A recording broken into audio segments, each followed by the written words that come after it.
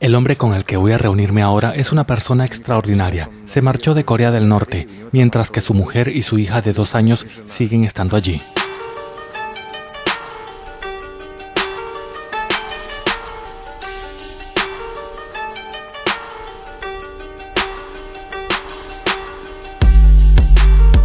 Me quedé sin dinero y sin comida, no tenía nada para alimentar a mi hija. Fui al bosque a recolectar conos de pinos. Tienen pipas que comen las ardillas. De repente la policía vino a mi casa, registraron nuestro hogar y me dijeron que estaba robando los bienes de mi país, anteponiendo mis propios intereses a los públicos. Les dije, pero si se van a pudrir en el suelo de todos modos, y no dejé que me quitaran los conos. Me contestaron que volverían más tarde. Gente, hoy voy a presentarles a 3 personas que han logrado escapar de Corea del Norte. Todos ellos provienen de familias diferentes con distintos niveles de ingresos. La chica Song Min tiene mi edad, es de una familia humilde. Su padre murió y la mantenía su mamá, así que a veces sí iban al bosque a recoger bellotas para poder comer. La señora Chi Yu-jin era una norcoreana ricachona, mientras la gente a su alrededor se apañaba con sopa de hierba. En su familia comían arroz blanco puro, que para los norcoreanos es casi como comer caviar negro. El hombre Han Il-jo sirvió en el ejército norcoreano durante mucho tiempo. Huyó a Corea del Sur y hasta encontró un lugar cerca de la frontera desde el que se puede ver su antigua casa. En pleno centro de Seúl, decidí hacer una trastada. Quiero plantarme en medio de la ciudad vestido de atleta olímpico norcoreano. Hasta hay una bandera norcoreana, esta es, y ver cómo reacciona la gente. Ahora en Corea del Norte, todas estas personas se han convertido en enemigos públicos. Corea del Norte y Corea del Sur formalmente todavía siguen en guerra, así que no tenía idea de lo que pasaría si me planto en medio de Corea del Sur con un uniforme norcoreano, a pesar de que la bandera de Corea del Norte oficialmente está prohibida en Corea del Sur. Viene la policía, miren, viene la policía con la sirena puesta y todo.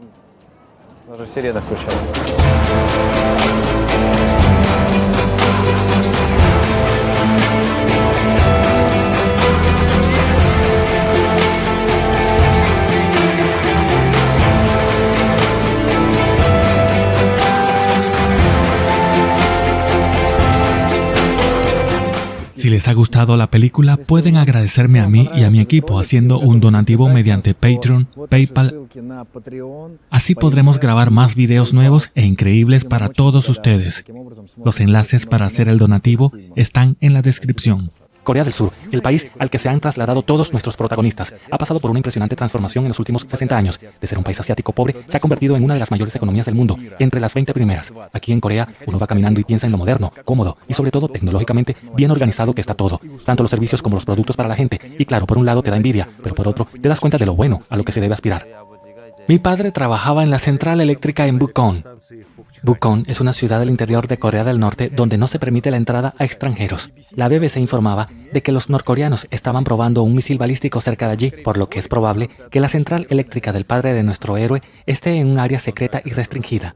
Trabajaba también que lo ascendieron a presidente, pero mi padre no pudo afiliarse al partido porque en Corea del Norte tenemos el llamado Songbun. El Songbun es un fichero personal que los servicios norcoreanos van elaborando desde la niñez de uno. Cuanto más leal seas tú o tu familia al régimen, mejor será el Songbun y viceversa. Mi abuelo a escondidas estuvo ayudando a los militares surcoreanos cuando llegaron. Por eso ninguno de los 5 hermanos de mi padre pudo ingresar al partido. Mi padre se presentó para afiliarse al partido y el secretario del comité del partido le dijo que su Songbun era malo, lo que no le permitiría ingresar al partido y el puesto se lo dieron a otro trabajador. Mi padre discutió con ese secretario y después de eso toda su vida empezó a ir cuesta abajo. Solo bebía, así es como vivía. Para mí es un recuerdo muy malo porque mi padre era guapo e inteligente y leal a su familia y solo por problemas con el partido, un hombre así lo perdió todo y bebió hasta morir. Pegaba a mi madre y hacía muchas cosas mal. Entonces me preguntaba por qué lo estaba haciendo, pero ahora comprendo que el gobierno norcoreano arruinó la vida de mi padre y destruyó nuestra familia. Esta manera de vivir llevó a mi padre a la tumba, murió borracho bajo las ruedas de un coche. De momento, el perro llama más la atención que yo.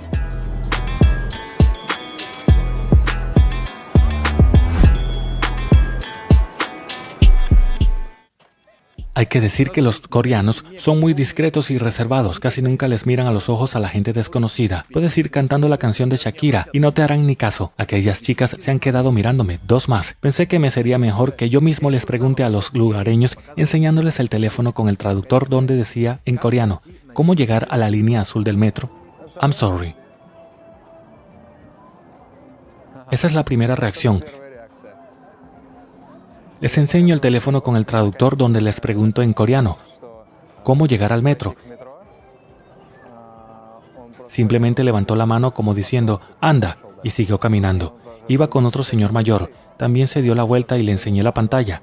Pero eso solo la generación de los mayores. Solo los mayores porque aún se acuerdan de la guerra de Corea del Sur con el norte. Hubo mucha brutalidad por parte de ambos bandos y los surcoreanos de más edad recuerdan la forma en que los norcoreanos trataban no solo a los militares surcoreanos, sino también a las personas que les ayudaban.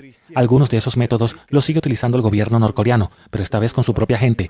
Como dicen, para meter miedo a los demás, golpea fuerte a los tuyos. Cuando tenía unos 10 años, presencié una ejecución con disparo de rifle. Cuando cogen unos rifles y disparan, lo vi con mis propios ojos, una ejecución así. La mayoría de las personas nacidas en Corea del Norte han visto estas ejecuciones porque lo hacen públicamente. Por ejemplo, si te dedicas al comercio ilegal o has intentado escapar, consideran que has traicionado al país. ¿Saben lo que quiero decir? Así que para mostrar a todo el mundo que ese tipo de conductas son malas, se ejecutan públicamente. Cuando yo era joven, ese tipo de escenas me aterrorizaban. Entonces, de hecho son ejecuciones públicas, ¿no? Sí, en el barrio donde vivía, en el pueblo, hay lugares donde puede reunirse mucha gente. Por ejemplo, en una... creo que se llama Centro Administrativo del Barrio. Allí reúnen a todos, desde los más pequeños hasta los más grandes. Se llama Imnimban. En cada distrito hay una persona a cargo de los que viven en ese barrio y esa persona avisa por radio a todos para que se reúnan en un lugar determinado a una hora dada. Por ejemplo, que todos se reúnan en un lugar indicado al mediodía. Allí comienza el juicio y dicen, has hecho esto o lo otro, por eso te vamos a ejecutar públicamente. Y entonces comienza la ejecución como tal. Amarran a la persona a un árbol. Sí, en la calle. Tras atar a la persona, salen 7 soldados, cada uno con un rifle en la mano. Cargan una bala cada uno. A esta gente le dan 7 balas. Alguien dispara a la cabeza. Dicen que cada uno tiene asignado al que tiene que disparar. Así son las cosas. 7 personas salen y disparan. En la provincia de Yangandu, de la que nos habla Song Min, nació el líder supremo, Kim Jong-il. Según la versión oficial de Corea del Norte, un arco iris doble apareció en el cielo y una estrella muy brillante se iluminó en el momento de su nacimiento. Esto no es una exageración ni una metáfora, es lo que realmente dicen sus libros de texto. Nació cerca de la montaña más alta y venerada del norte de Corea. ¿Por qué esa montaña en particular gozaba de prestigio incluso antes de que el gran líder naciera allí? No lo sé. Pero eso es lo que realmente les cuentan a los niños en las aulas en las clases de historia. En Corea del Norte, desde el parvulario hasta la escuela, solo se habla de los Kim todo el tiempo. Los Kim fueron quienes encendieron el fuego, aprendieron a trabajar la piedra, lucharon contra los japoneses e inventaron una forma de acercar algo que está muy lejos, escogiendo la tierra mediante el arte del taoísmo. Estos son los datos que desde el nacimiento hasta la muerte inculcan a todos en Corea del Norte. Cuando Kim Jong-il murió, la gente se la tomó como si hubiera muerto el mismísimo Dios.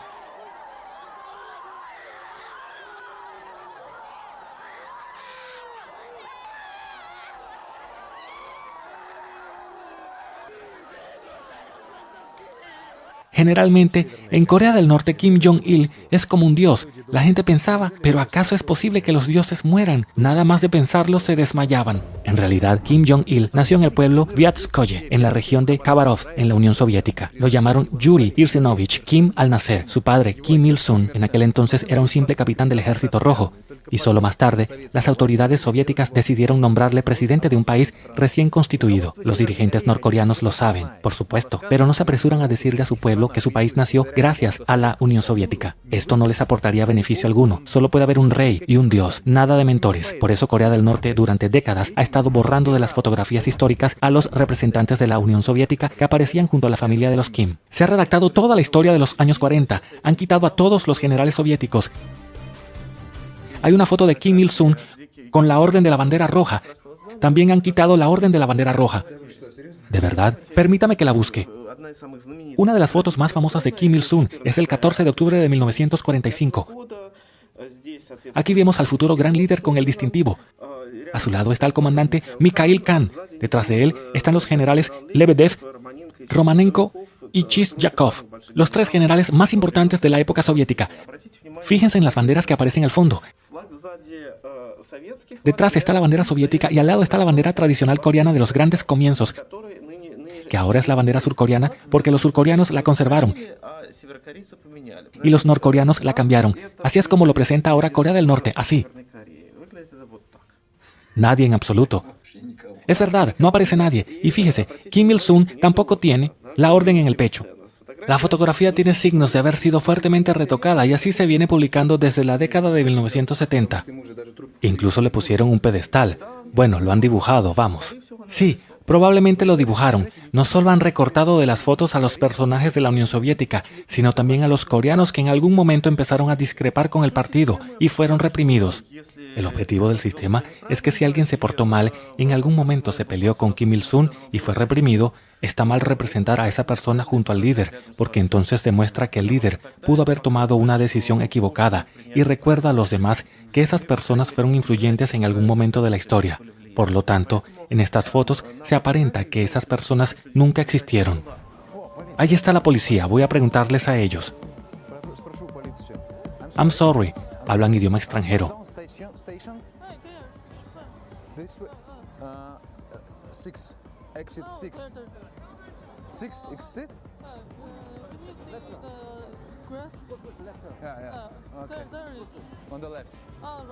Right, okay, thank you.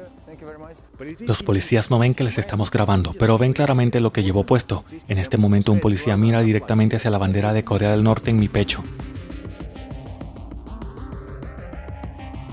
¡Qué gracia! Me acerqué a los policías para preguntarles por dónde está la estación del metro. Estuve charlando con ellos durante un buen rato. Me explicó que a la derecha. Tardó un buen rato en explicármelo, y finalmente el hombre me miró fijamente. Miró justamente aquí. El policía miró la bandera y se quedó como... y se marchó.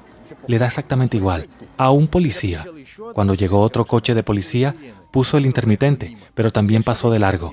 Decidí ser más proactivo. Compré una pizarra en una tienda. Ahora voy a poner free hugs, abrazos gratis, en la pizarra y me pondré con el uniforme de Corea del Norte aquí, en pleno centro de Seúl, en Corea del Sur. A ver cómo reaccionan. Unos minutos más tarde, de la nada, el coche se ha detenido. Curioso, llegó un impresionante todoterreno negro. Se detuvo en medio de una calle peatonal, pero lo curioso es el hombre que está dentro, no se baja del coche. ¿Todavía no se ha suscrito a nuestro canal? Anton no continuará su historia hasta que usted se suscriba. Hágalo ahora. Sí, ahora mismo. Gracias. Ahora podemos continuar. No había animal que no nos valiera para comerlo. Ratones, serpientes, los atrapábamos y nos los comíamos. Las ranas eran un auténtico manjar, atrapar una rana y comerla. Han y yo sirvió como oficial en el ejército de Corea del Norte. Después del ascenso, el gobierno promete ayudar a los militares con comida, alojamiento y dinero. Yo fui muy leal al gobierno, con todo mi corazón. Venir a Corea del Sur, ni se me pasaba por la cabeza algo semejante. Cuando estaba sirviendo en el ejército pensaba que tenía que seguir el rumbo de Kim Jong-il, pero cuando volví tras terminar mi servicio en Corea del Norte, fue como la edad de piedra. Sin embargo, de alguna manera había que vivir y comer, porque yo tenía un hijo. Recogí algunos conos de pinos y los traje a casa, pero de repente los agentes de la ley, que aquí los llaman policías, registraron mi casa y llegaron a la conclusión de que con toda seguridad no solo había recogido los conos caídos, sino que también había robado los del vecino. Pregunté, ¿pero por qué si no los había robado? Dijeron que estaba robando la propiedad de mi país, poniendo mis propios intereses por encima del interés público. Yo dije, de todas formas se pudrirán en el suelo, los tirarán. Les dije, tengo un hijo, tengo que darle de comer con estos conos. Les dije que no los devolvería y me contestaron que volverían más tarde. Han y yo pensaba vender los conos a la tienda local porque allí hacían harina con ellos y la añadían a la bollería. Pero resultó que los policías también tenían sus planes para esos conos. Al parecer los cambiaban esos conos por alcohol en una cervecería. Estos agentes, los 5, volvieron a presentarse en mi casa a eso de las 2:30 de la madrugada. Armaron tanto escándalo como si se hubiera caído algo. Estaban muy borrachos. Siguieron exigiendo los conos. Tenemos un dicho, hasta la lombriz de tierra se retuerce si la pisas. Incluso el insecto más pequeño tiene su coraje. Sin estos conos, mi familia estaría pasando hambre. Me golpearon y comenzó una pelea. Eran 5 y nos peleamos. Me golpearon las manos. Yo también respondí y así sucesivamente. Al final se armó una pelea muy gorda. Yo también luchaba con todas mis ganas y me dieron una paliza tremenda. Con 5 personas te puede caer una paliza tremenda. Yo gritaba, exigía mis conos. Al final, después de todo eso, a mi casa vinieron los del gobierno central de Pyongyang. Vinieron y abrieron una investigación. Nací en una familia adinerada. Debido a mi procedencia acomodada, me enviaron a Pyongyang, donde servía en una unidad militar, Hogwisal Jeongbu. La unidad se llama Supreme Guard Command, en inglés, algo así como el Servicio de Seguridad Presidencial, que protege al presidente. Estos tipos corriendo detrás de la limusina de Kim Jong-il son los del Supreme Guard Command. Protegen a toda la familia presidencial. Es la unidad de seguridad más elitista de Corea del Norte. Tiene 3 brigadas de combate, varias unidades de guardaespaldas, un batallón de construcción, una clínica propia. Chi Yu-jin trabajó allí de enfermera.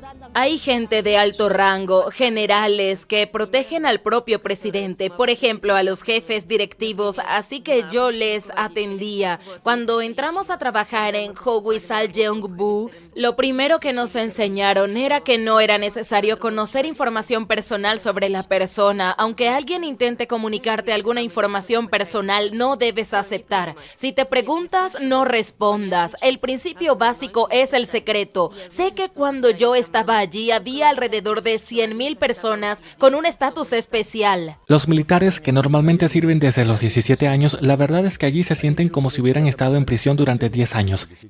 Y la razón por la que el gobierno norcoreano los tortura tanto es solo una: el miedo a que se escapen. De hecho, los jóvenes entre 17 y 20 años son los que más se escapan. Padecen distrofia y otras enfermedades, hepatitis, anemia, padecen mucho estas enfermedades. Las organizaciones internacionales enviaban ayuda humanitaria a Corea del Sur, alimentos en grandes cantidades, pero nunca los hemos llegado a recibir. Entre aquellos por lo que yo respondía personalmente, la atención médica que recibían era excelente. A donde sí no va a parar toda la ayuda médica humanitaria de la ONU. La ONU lo trae y ellos se quedan con todo. Chi Yu-jin llegó a formar parte de la unidad de élite gracias a su padre, que era un alto funcionario con un sonbun muy bueno. También era muy rico. Adivinen cómo se ganaba la fortuna.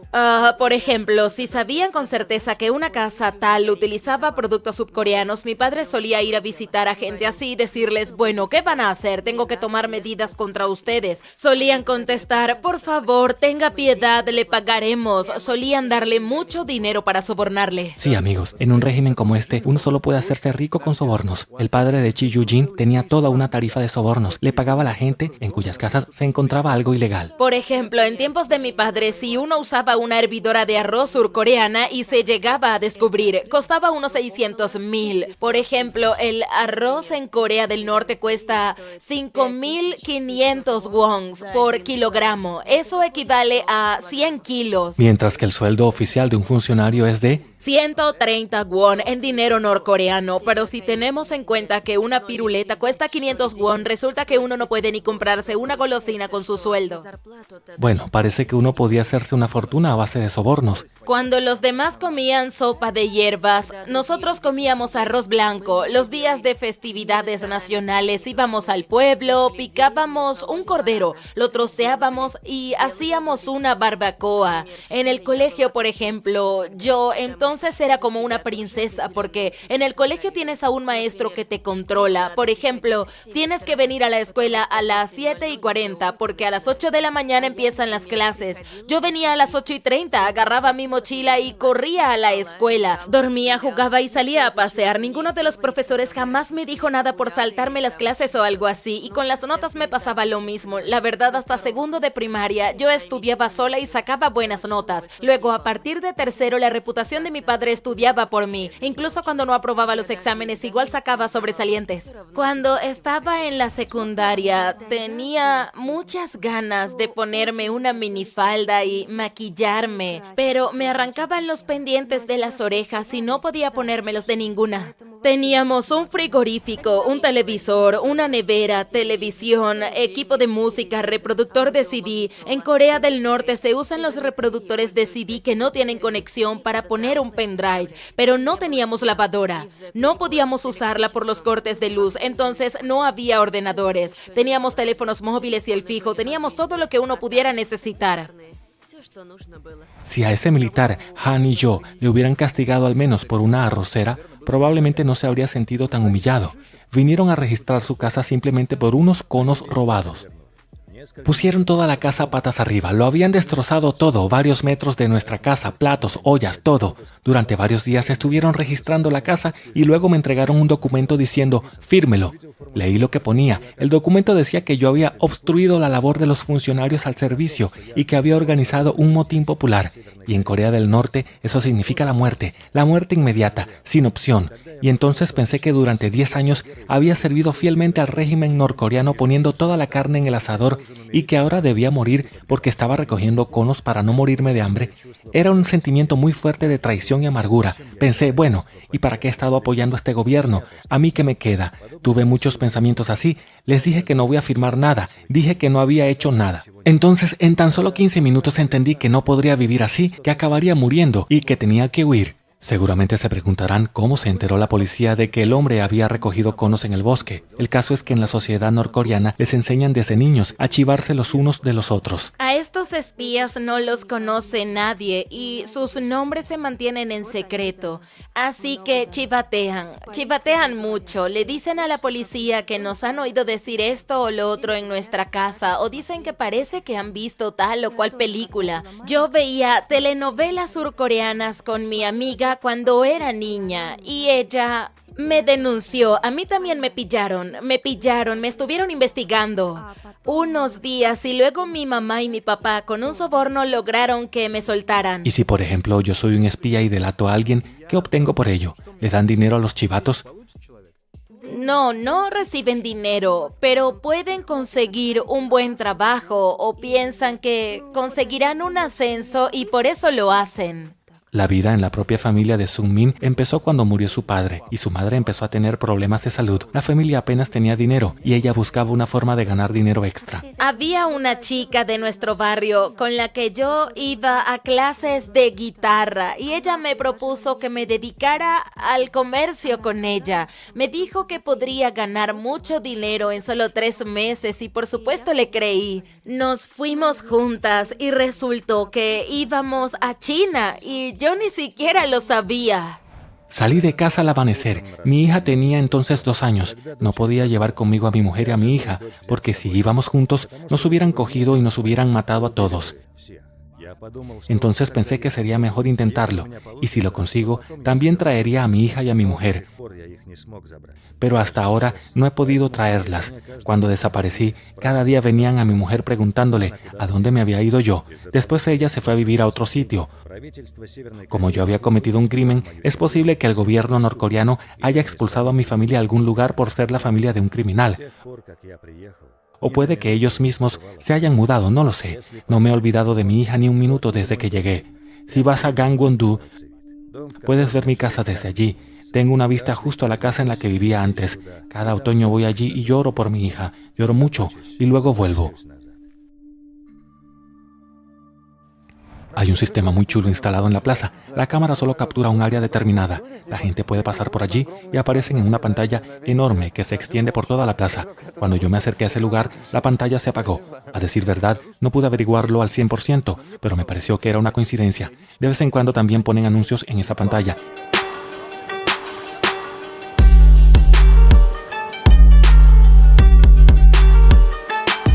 Incluso el loco del barrio se alejó de mí. Pasan 5 minutos y ni un solo abrazo.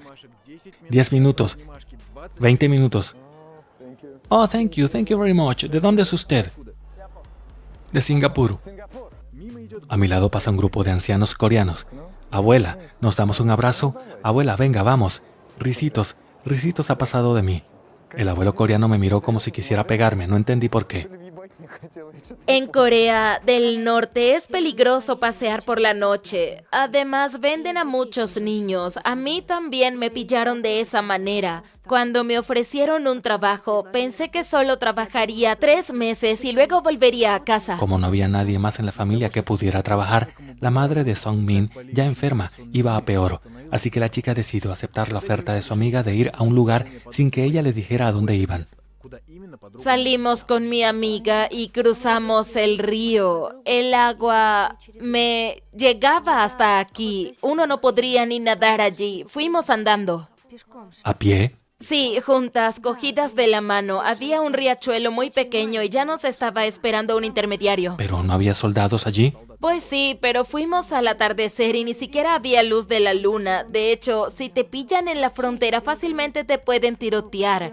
Mi amiga y yo habíamos quedado en que si nos caía un foco de luz deberíamos ir bajo el agua. La mayoría de la gente como yo en China no podía decir ni una palabra. No sabíamos a dónde nos llevaban. Las alojaban en una casa con hombres. Eran jóvenes. No sabían hablar chino. Tenían hijos. Todos los días sufrían palizas por parte de sus esposos. Ahora hay muchas que están así. Incluso ahora, por ejemplo, hay una mujer que estudia conmigo. Parece que tiene unos 25 años y su hijo ya tiene 8. La vendieron para casarse cuando era menor de edad a los 17 y dio a luz a un niño no deseado. Por eso digo que la gente no tiene derechos, simplemente venden a las personas como objetos y los envían Dios sabe a dónde. Cuando empezamos a hablar del tipo del hombre al que llevaron a Song Min, se sintió incómoda. Seguramente no quiso contar lo peor que le pasó. La entiendo, es una chica. Según su versión, no la vendieron, sino acabó en una familia que la acogió como a una hija y luego le dejó marchar. La verdad es que no quise presionarla, porque estaba claro que le había pasado algo muy fuerte. La razón por la que yo salí huyendo de Corea del Norte fue porque mi padre había muerto. Estaba en Pyongyang y de repente me llamaron de casa para decirme que mi padre estaba enfermo, que entre hoy y mañana iba a fallecer. Era la primera vez que volvía a casa en 6 años. Ya no era un piso, se habían mudado a una habitación. Parecía una habitación trasera para los guardias, era muy pequeña. Así fue cuando sentí que ya no podía volver a casa de mis padres. En el hospital teníamos que pagar todo el momento. Cuando vieron cómo estábamos viviendo ahora, ya no nos recibieron con los brazos abiertos, así que lo dejé todo y le dije a mi padre que me iba. Me dijo que no, que volviera a Pyongyang, pero entonces cogí todo mi dinero y me fui de casa. Fue duro para mí, incluso tomé unas pastillas, quería morirme, pero entonces pensé que me iba a enfrentar a este régimen una última vez. Eso pensé. Por accidente recurrí a la mafia, a los matones. Les dije que no podría vivir aquí, que tenía que ir a China. Y simplemente escapé de la mano con otra mujer. Hace unos 2 años costaba unos 12 millones de won. Y ahora cuesta 18 millones de won para ir de Corea del Norte a Corea del Sur. Oh, thank you. ¿De dónde es usted? De Corea. Oh, Corea. ¿De qué ciudad? Incheon. Incheon. Sí. ¿Y no le importa nada que lleve la bandera de Corea del Norte? No, me da igual. ¿Por qué? Porque la otra Corea es el mismo país. Yo creo que somos un solo país.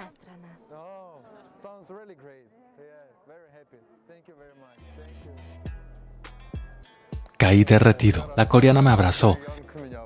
Dijo que más daba si Corea del Norte o Corea del Sur. Somos un mismo país, un mismo pueblo, una misma nación. ¿De dónde es usted? De aquí. De aquí. ¿Se ha fijado en que llevo la bandera de Corea del Norte? You didn't see it. Thank you very much. Me ha regalado una botella, es una bebida. Seguro que no está envenenada, porque el envase está cerrado. Thank you. ¿De dónde es usted? De Corea. ¿De qué ciudad? Busan. ¿Y le da igual que tenga encima la bandera de Corea del Norte? A mí me da igual. ¿Por qué?